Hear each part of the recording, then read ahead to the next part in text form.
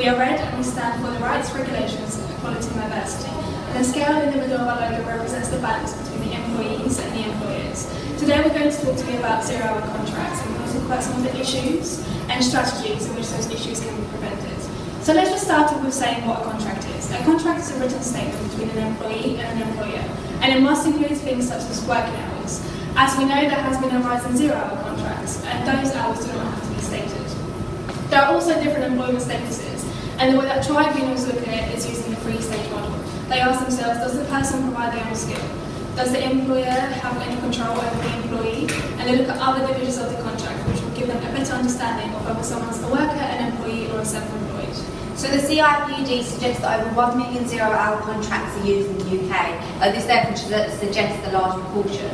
When we look at the employers, they suggest that this contract is flexible, it's a stepping stone to permanent employment, they don't have to pay family relative leave, and they have less redundancy costs.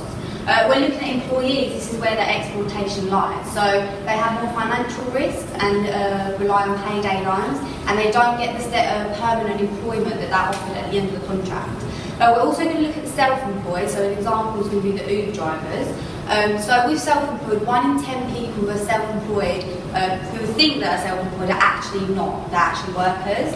So with Uber drivers, it's the strategy in which they're employed, so interviewing and disciplinary sanctions for poor performance in driving actually suggest that they're not self-employed, they're workers. Workers, as you can see, get minimum wage and holiday pay, whereas the self-employed do not, and this is where the exploitation lies. Another issue is with zero-hours contract that in practice the workers actually have unlimited options to pick a suitable working time for them, and the uncertainty working schedule from the employers. Also, the fewer working hours that the workers would like to have leads to job insecurity.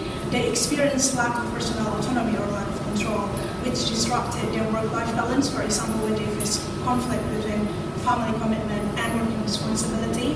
This results in withdrawal from the work due to stress, which then leads to reducing work performance and overall productivity, and also leads to occupational stress and health problems such as coronary heart disease.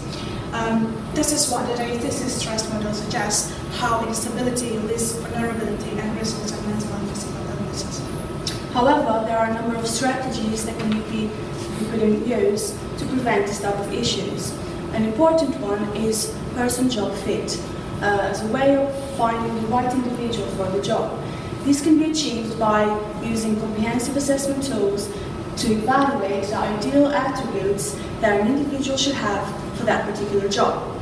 Also by building a solid profile to which new candidates should match, and also by assessing their interests and personal as well as organizational values. This approach will then create a baseline of the ideal type of individual required for the job. So we can conclude that although issues can emerge from zero-hours contracts, these can be prevented by adopting strategic recruitment styles that will allow both organizations and individuals to benefit from this type of contracts. Any questions?